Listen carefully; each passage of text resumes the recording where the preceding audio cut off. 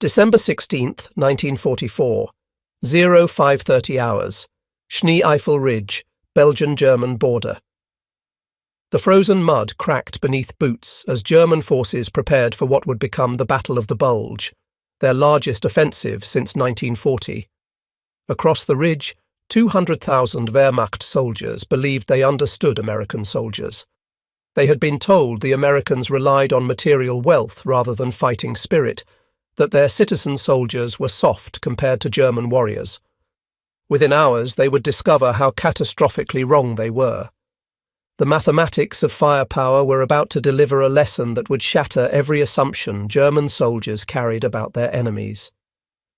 Each American infantryman carried what General George S. Patton, in a January 26, 1945 letter to the Chief of Ordnance, called the greatest battle implement ever devised, the M1 Garand semi-automatic rifle.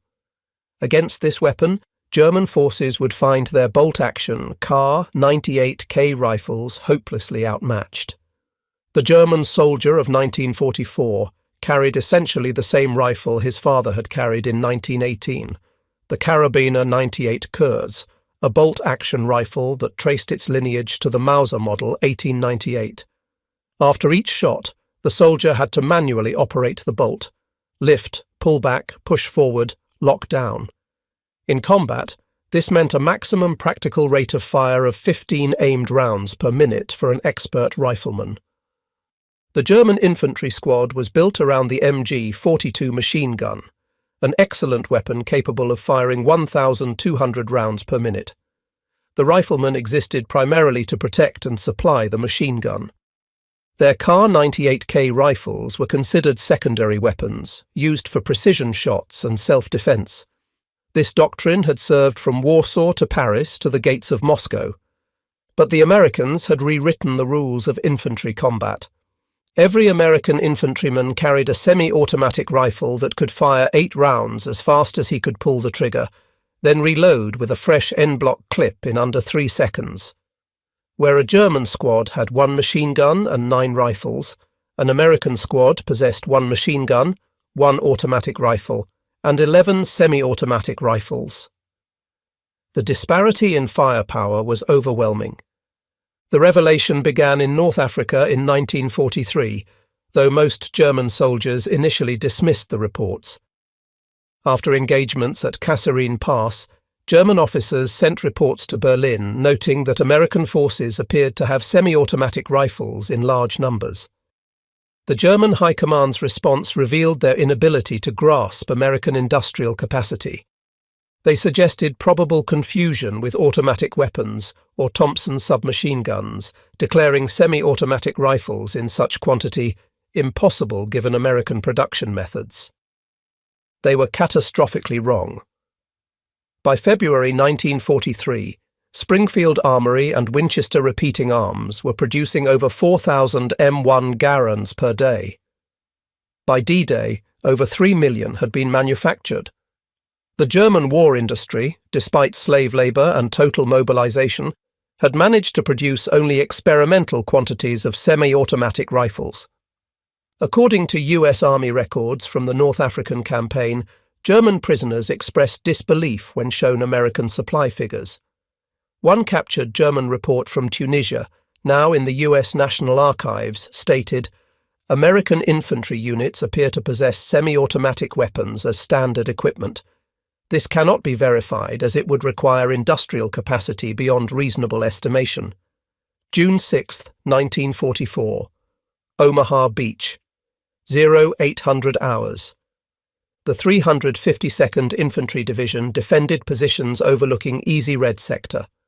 German military records from the engagement, captured after the beach was taken, described the shocking volume of American rifle fire. One German after-action report noted, "Enemy infantry maintains continuous rifle fire while advancing. No pause for bolt manipulation observed. Fire volume exceeds machine gun positions." The hedgerow fighting that followed D-Day brought the firepower disparity into sharp relief. In the confined terrain of the bocage, engagement ranges rarely exceeded 100 metres. The German doctrine of long-range marksmanship became irrelevant. What mattered was volume of accurate fire delivered quickly. A captured German training document from the 3rd Fallschirmjäger Division, dated July 1944, acknowledged the American advantage. Enemy rifle squads generate fire equivalent to our machine gun positions. Conventional suppression tactics ineffective against semi-automatic rifle-equipped units. German ordnance officers who examined captured M1 Garands were astounded by the manufacturing quality achieved at massive scale. The rifle operated on a gas system using expanding gases from fired cartridges to cycle the action automatically. The en-bloc clip system allowed reloading in seconds.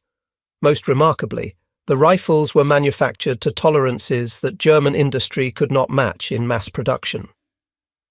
A Wehrmacht technical intelligence report from August 1944, captured at Falaise and now in British military archives, stated, "The M1 rifle demonstrates mass production techniques we cannot replicate.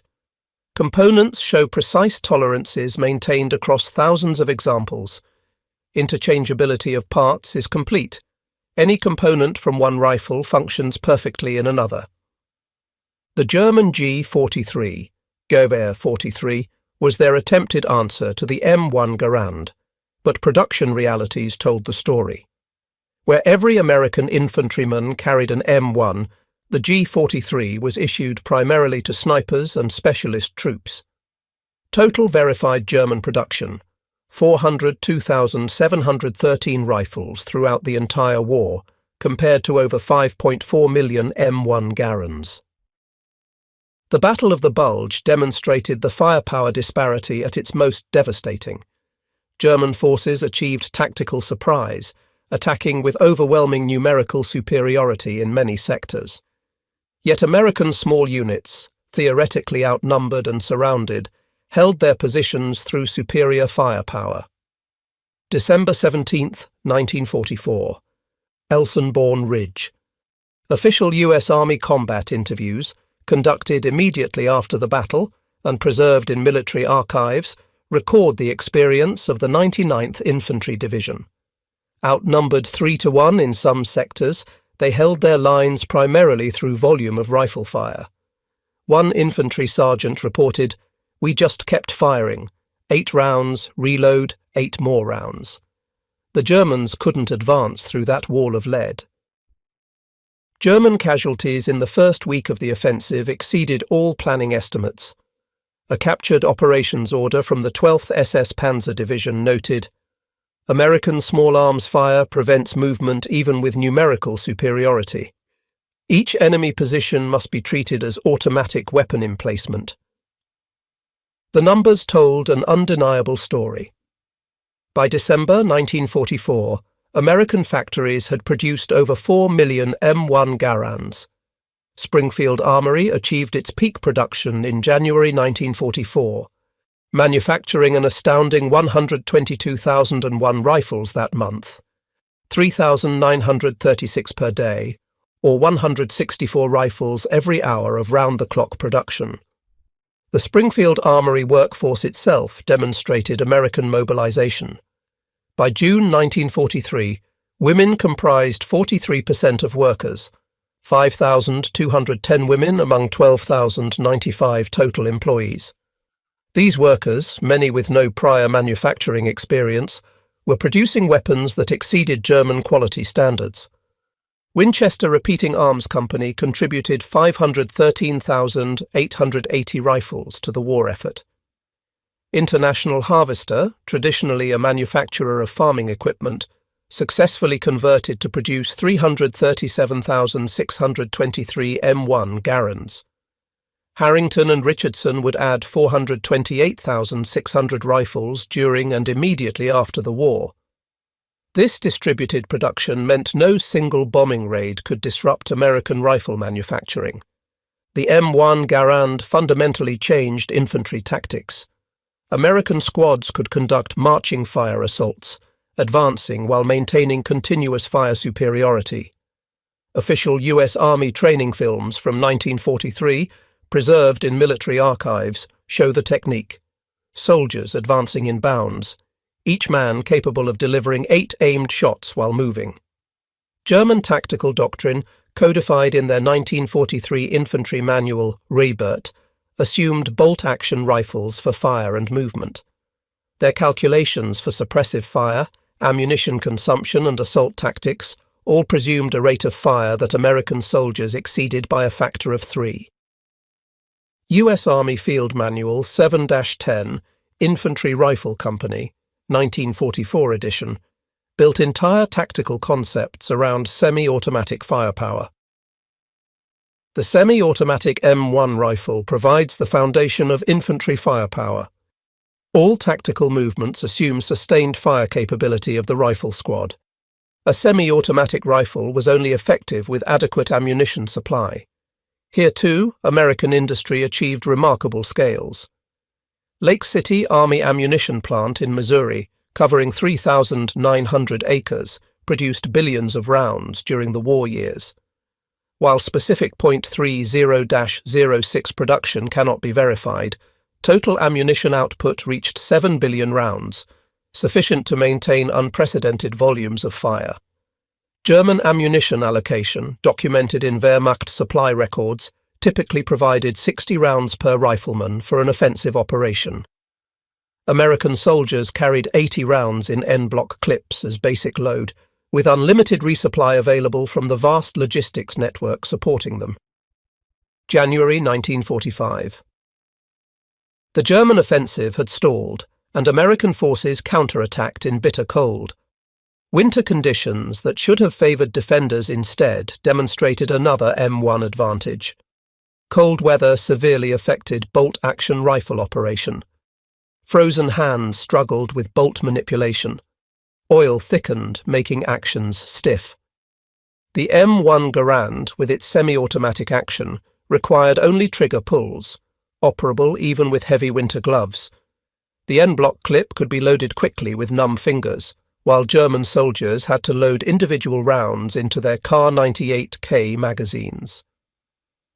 U.S. Army medical records from the Battle of the Bulge note significantly lower frostbite casualties among American riflemen compared to German forces, partly attributed to less exposure during reloading and firing sequences. March 1945. As American forces prepared to cross the Rhine, German defenders faced impossible mathematics. A Wehrmacht planning document captured at Remagen calculated defensive requirements based on traditional firepower ratios. It assumed one defender could engage 3 attackers, standard military doctrine since Napoleon. But this calculation presumed equal rates of fire. With M1 Garands, American attackers could generate 3 times the fire rate of German defenders.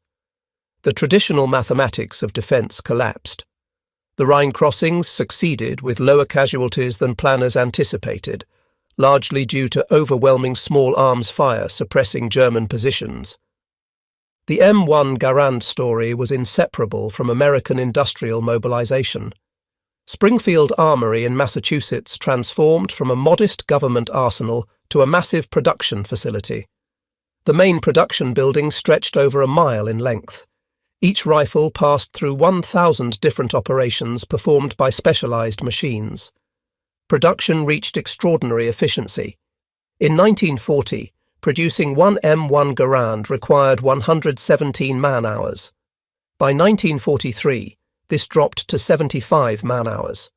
By 1945, Springfield Armory could complete a rifle with just 31 man-hours of labour, and at a cost of only $31 per rifle, down from $83 at the war's beginning. The workforce transformation was remarkable. The percentage of women workers rose from 20% in June 1942 to 43% a year later.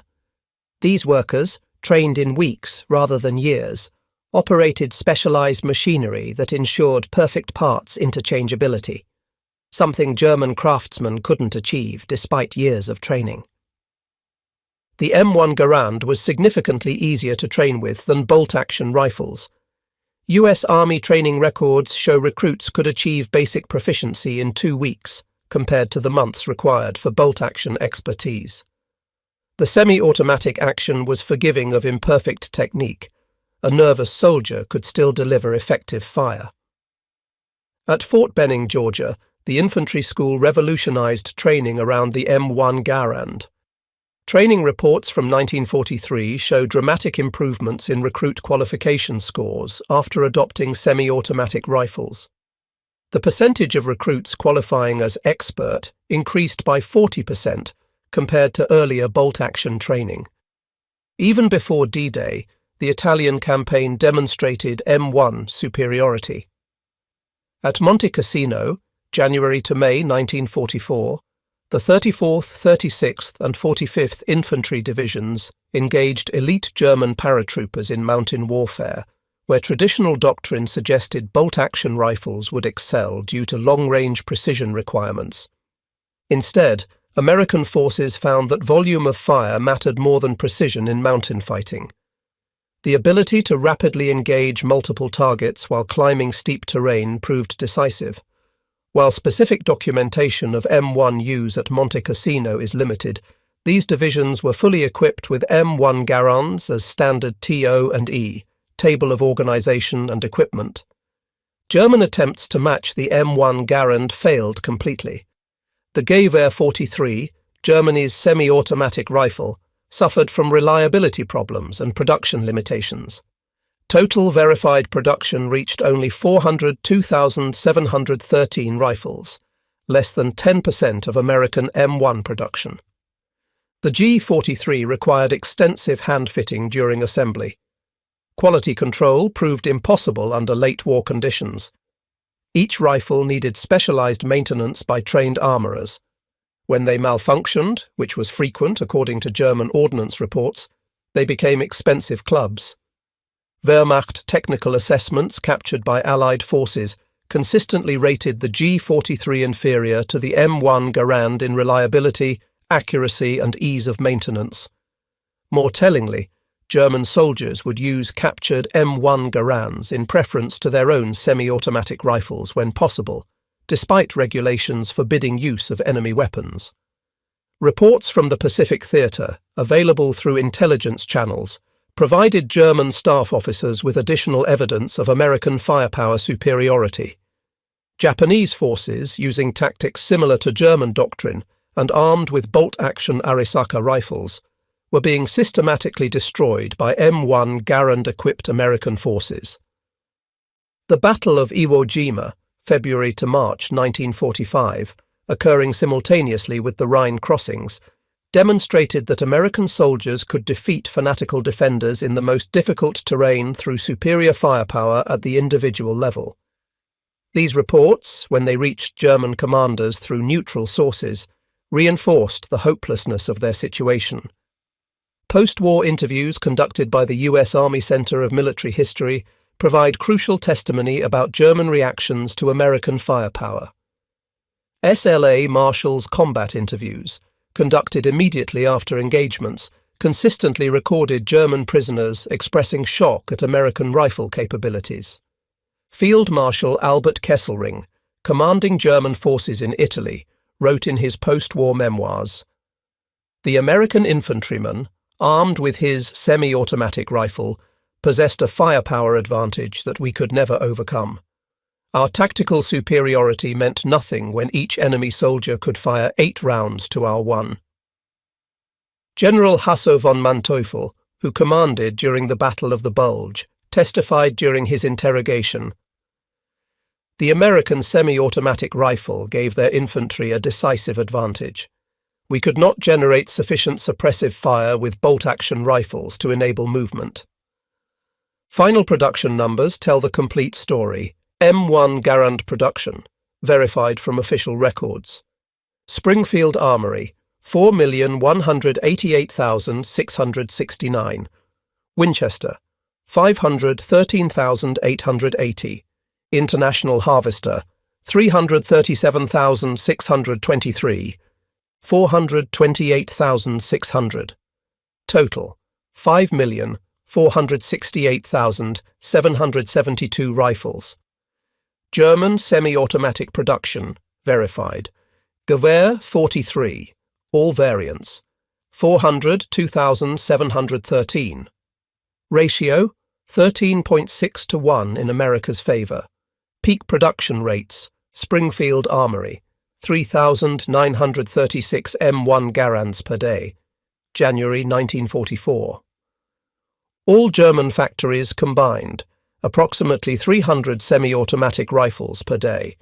Supporting millions of M1 Garands required a vast logistical system. By 1945, American supply lines were delivering 20 million rounds of ammunition daily to European forces, sufficient spare parts to maintain 3 million rifles, complete overhaul capability at depot level. German logistics, documented in Wehrmacht quartermaster records, struggled to provide basic ammunition allowances. The standard allocation of 60 rounds per man for offensive operations compared poorly to American basic loads of 80 rounds, with unlimited resupply available. The economic dimension proved equally decisive. An M1 Garand cost the US government $31 by 1945, reduced from $83 at the war's beginning through production improvements. The German G43 cost approximately 350 Reichsmarks, nearly 4 times as much when adjusted for purchasing power. Yet the M1 proved more reliable and easier to maintain. This cost efficiency extended throughout the supply chain. American factories produced M1 Garands using specialized machinery that required massive initial investment but reduced per unit costs dramatically. German factories, repeatedly bombed and relocated, never achieved comparable economies of scale. The US National Archives contains extensive documentation of German reactions to American firepower. Intelligence reports from interrogations consistently show German soldiers and officers expressing amazement at American small arms capabilities. One particularly revealing document is a captured German training circular from December 1944, attempting to prepare troops for facing American forces. Enemy riflemen must be considered as automatic weapon operators. Traditional fire and movement tactics must be adjusted accordingly. Expect continuous fire from all enemy positions. General George S. Patton's assessment proved prophetic. In his January 26, 1945 letter to Major General Levin H. Campbell, Jr., Chief of Ordnance, Patton wrote, "In my opinion, the M1 rifle is the greatest battle implement ever devised." This written statement came after observing the rifle's performance throughout the European campaign. Patton understood that wars were won not by individual heroism, but by superior firepower delivered by ordinary soldiers. His Third Army's rapid advances were possible partly because infantry units could generate overwhelming firepower without waiting for machine gun support. John C. Garand, the Canadian-American designer, had created more than a rifle. Born Jean Cantius Garand, he began development work at Springfield Armory in 1919. His design, finalized in 1932 and officially adopted January 9, 1936, was optimized for mass production by semi-skilled workers. Garand remarkably assigned all patent rights to the US government, receiving no royalties despite his invention being produced in millions. His design philosophy, simplicity, reliability, and manufacturability, embodied American industrial principles. The M1 Garand represented American values translated into steel and wood. Where German military culture emphasized elite units with specialized weapons, American doctrine equipped every infantryman with the best available technology. It was mass production making advanced capability universally available. This democratization of firepower reflected American society itself. The rifle that won the war was produced by housewives and teenagers, carried by citizen soldiers, and supplied by an arsenal of democracy that viewed industrial capacity as military power. The M1 Garand's superiority had strategic implications beyond tactical firefights. American commanders could plan operations knowing their infantry possessed inherent firepower advantages. German commanders had to account for being outgunned at the most basic level. This affected everything from patrol operations to major offensives. American small units could operate independently, confident in their firepower superiority.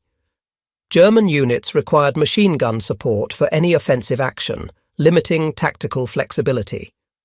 Military historians consistently identify the M1 Garand as a decisive factor in American victory. Dr. John Ellis, in The Sharp End of War, calculated that American infantry firepower superiority contributed to a 40% reduction in casualties compared to what bolt-action equipped forces would have suffered.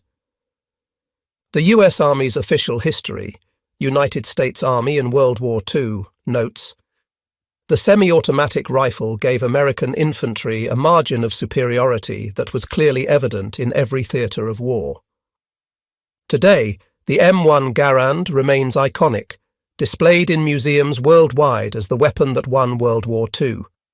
For German veterans who faced it, the rifle symbolized American industrial overwhelming of German military tradition.